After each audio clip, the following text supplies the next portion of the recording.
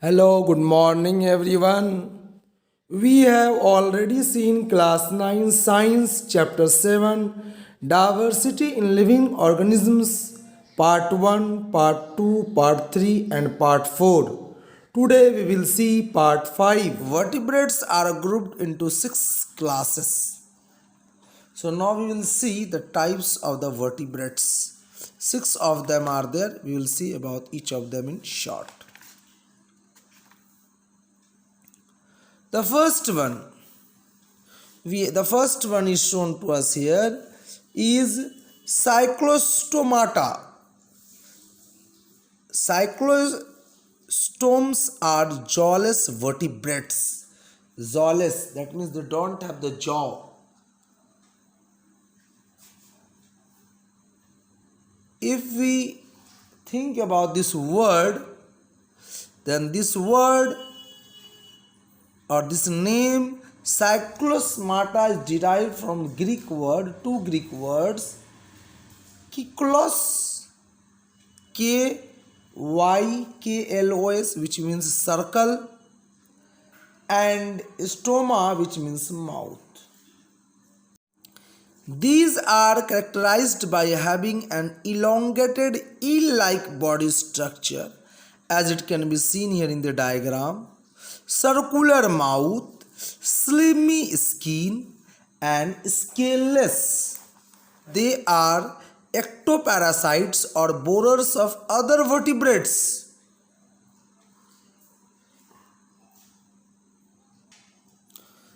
Example we can see here: Petromyzon, lamprey, and myxine hagfish. Second type of vertebrates we have Pisces. That means the fish. Pisces means the fish. They are aquatic animals. The skin of the fishes are covered with scales and plates. They obtain oxygen that is dissolved in the water with the help of their gills. With the help of their gills, they do this work. The body is streamlined, that helps them in swimming, and a muscular tail is there. This also helps in the movement.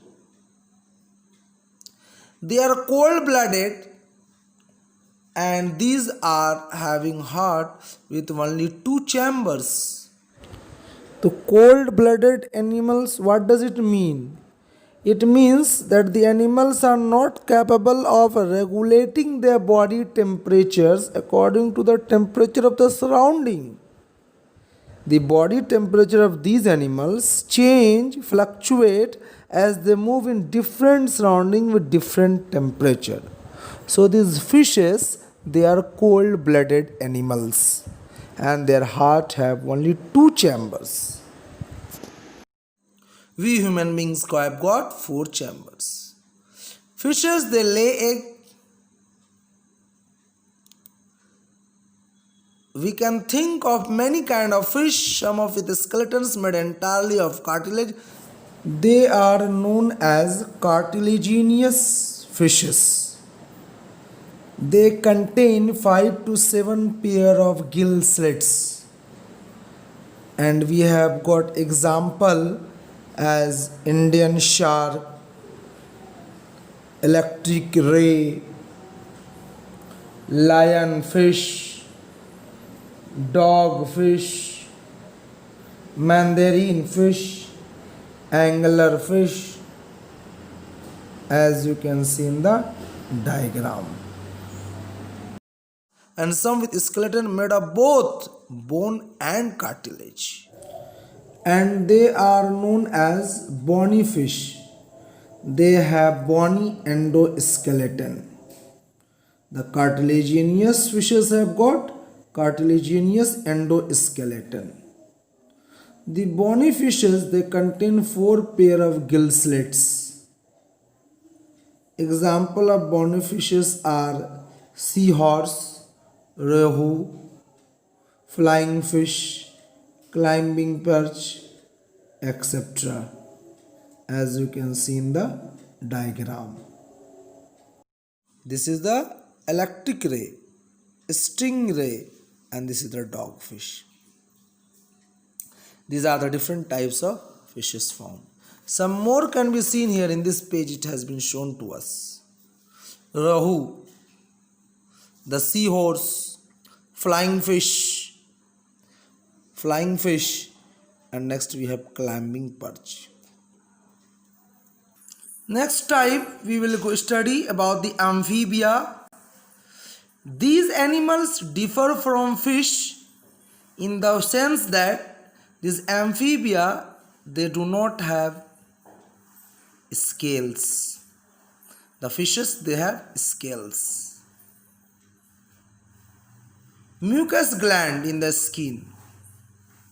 These have got mucus gland. And these amphibia, they are three-chambered. Fishes are two-chambered. Respiration is either gills or lungs. But fishes, they respire through the gills. These amphibia also lay eggs. These are called amphibians because amphibian is derived from the Greek word amphi, which means double, and bios means life. So they live double life. How double life? Because these live both on land and in water. So they are called double life organism or amphibia. Next, what we have? Cold-blooded animals. Amphibia are also cold-blooded animal. Example of amphibia can be frog, toad, salamander, etc. Diagram of amphibia. Few amphibia has been shown to us here in this diagram. Next that we are going to study, that is about the reptilia. So these are also, reptilia is derived from the Latin word repre, which means to crawl. So reptilia are cold-blooded, they crawl on the ground, have scales and breathe through lungs. Most of these reptilia have got three-chambered heart, except the crocodile, which has got the four-chambered heart. You can underline it. These crocodiles, they have the four-chambered heart. These lay egg with tough coverings and they do not lay eggs in the water. Like the amphibians, they lay egg in water, but they do not. These reptilia, they do not lay egg in water. They lay egg on land. Snakes, turtle, lizard, and crocodiles are examples of reptilia. More, what can be said about reptilia? That the fertilization is internal. Gills are not present, they have got lungs. So respiration is done to the lungs. So the diagram we can see here of few of the reptilia. The turtle, the chameleon, the king cobra, flying lizard, and then the house wall lizard. All these crawl, we have seen them. All these are reptilia, examples of reptilia. Now we will see few difference between amphibia and reptilia. So amphibia, they are three-chambered heart organisms. Reptilia, most of them are three-chambered, but crocodile have got four-chambered heart. Next difference we can see that amphibia has got fertilization external, but in the reptilia the fertilization is internal. Third difference we can see, amphibia has got such type of eggs that have a soft covering, but reptilia, Their eggs have got hard covering or shell. Fourth difference we may write as examples, that examples of amphibia are frog, toad, salamander. Example of reptilia we may write lizard, snake, tortoise, dinosaurs which has become extinct now, etc. Next vertebrate type that we are going to study is about the aves. These aves, the word ave is derived from the Latin word avis, which means birds. These birds are warm-blooded animals. What does warm-blooded animals mean? Warm-blooded animals means animals that are capable of maintaining a nearly constant body temperature irrespective of the temperature of the environment. That means their body temperature remains the same as they move from one place to another. Their body temperature does not change depending upon the temperature of the environment. That means if the environment temperature changes, it is not that their body temperature will change. Their body temperature remains same. And so these aves are warm-blooded animals and have a four-chambered heart. They lay eggs. There is an outside covering of feathers, and this has been formed. They have got two wings, and the two wings have been formed as a result of modification of the four limbs, the front limbs. These aves, they have got lungs, and they breathe through these lungs. All of the birds fall in this category of aves. Few examples of the aves can be seen here. The diagram is here. White stork, duck, ostrich, sparrow, pigeon, crow, etc. Next type, the last type of the reptilia that we are going to see is about the mammalia. The mammalia is also derived from the Latin word mamma, which means breast. So mammals, they are warm-blooded animals with four-chambered heart. They have got mammary glands so that when the baby will be born, milk will develop in the breast and the young one can be nourished, fed. The skin has hairs as well as sweat and oil glands.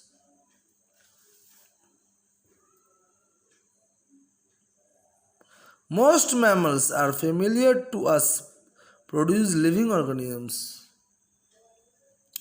Most of them are familiar to us. However, a few of them, like the platypus and the echidna, lay eggs, and some, like kangaroos, give birth to very poorly developed young ones. Some more examples of mammals have been shown in this diagram: cat, human, rat, whale, bat, etc. Since we have already seen about aves and mammalia, now let us summarize in short few differences between aves and mammalia.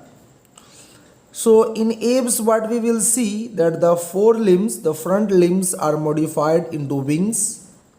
In mammalia, wings are absent. The body of, second difference we can say, the body of aves are covered with feathers and scales, but in mammals, feathers and scales are absent. Instead of them, hair may be present. Third difference we may say that aves mammary gland is absent, but in mammalia, females have got mammary glands for feeding their babies. Then we may write in the fourth point as Diaphragm is absent in apes. Mammals have got a muscular diaphragm. In apes, toothless beak is present. In mammals, jaws do not form beak. Teeth are present in them. Bones of apes are hollow, but bones of mammals do not have air cavities. They have bone marrow filled in them. Last point in difference, we may write the example as the difference. Example of apes are crow, pigeon, sparrow, and so on. An example of mammals are cat, human, rat, bat, whale, etc. Let us see what has been given to us in this box. Carl Linnaeus. Carl von Linné was born in Sweden and was a doctor by profession. He was interested in the study of plants. At the age of 22, he published his first paper on plants. While serving as a personal physician of a wealthy government official, he studied about the diversity of plants in his employer's garden.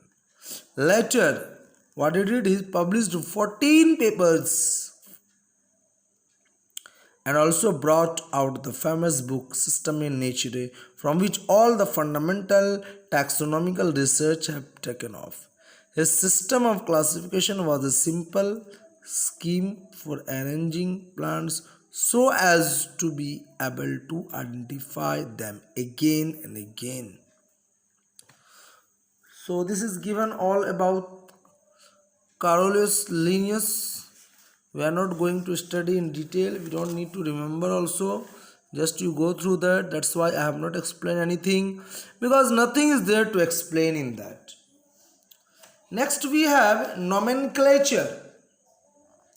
The last part of this chapter, that is nomenclature, naming of organisms.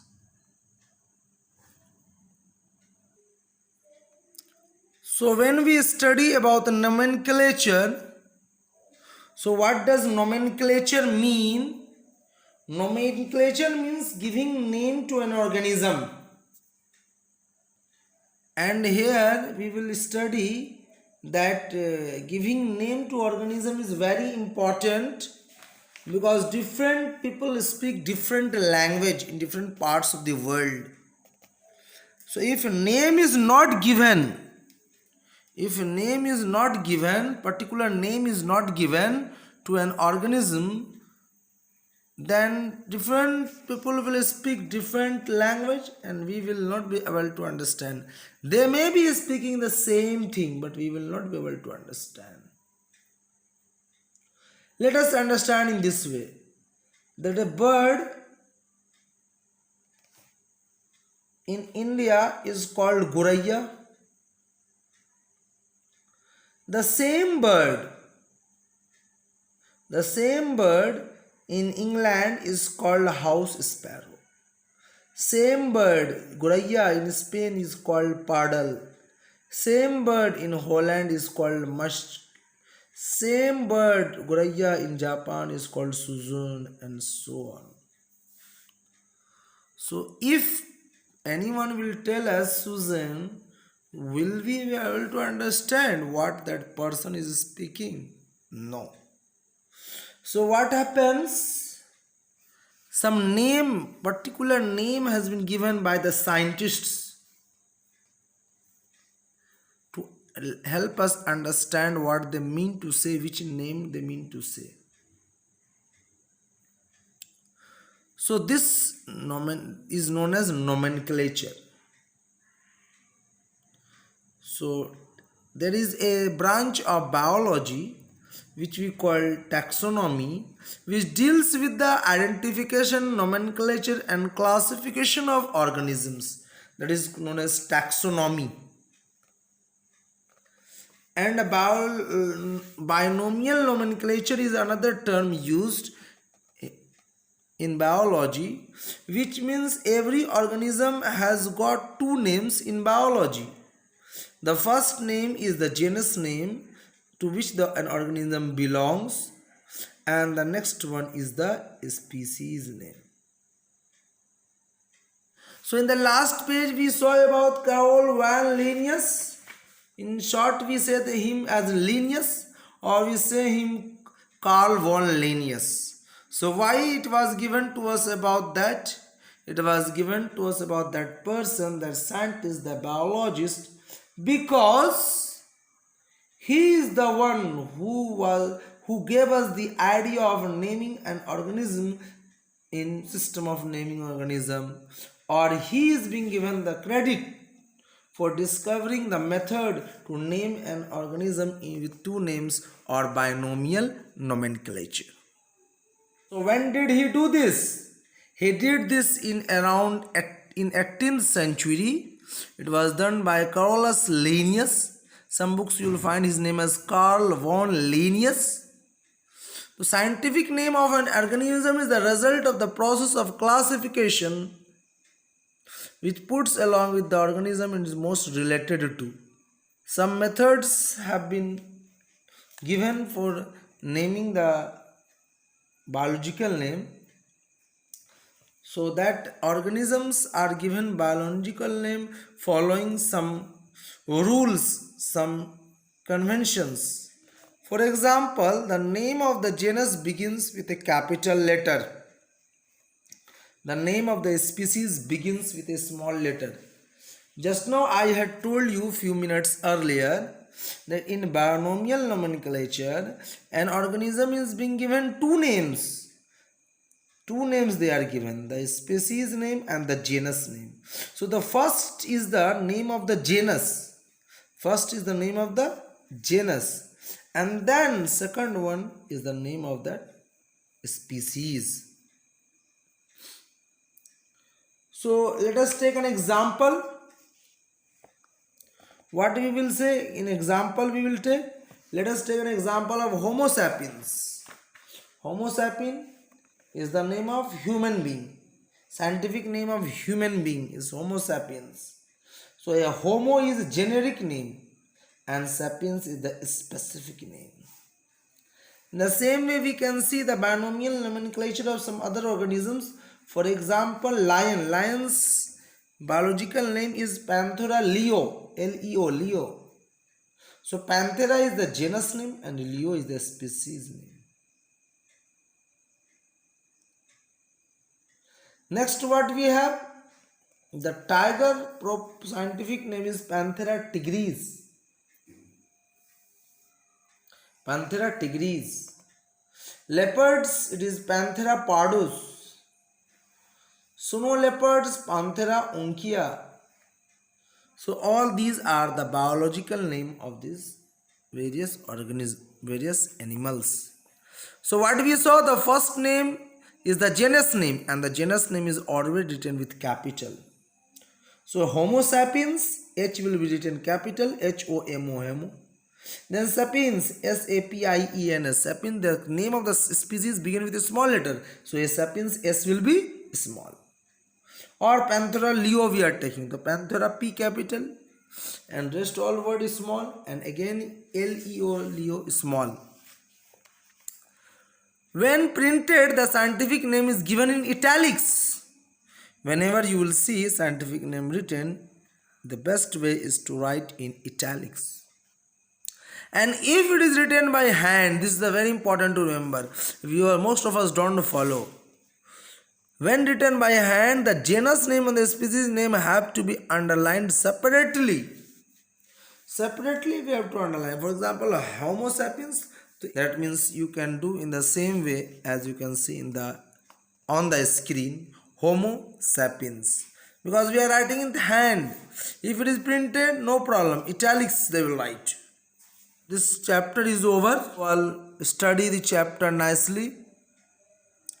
Prepare for your exam nicely.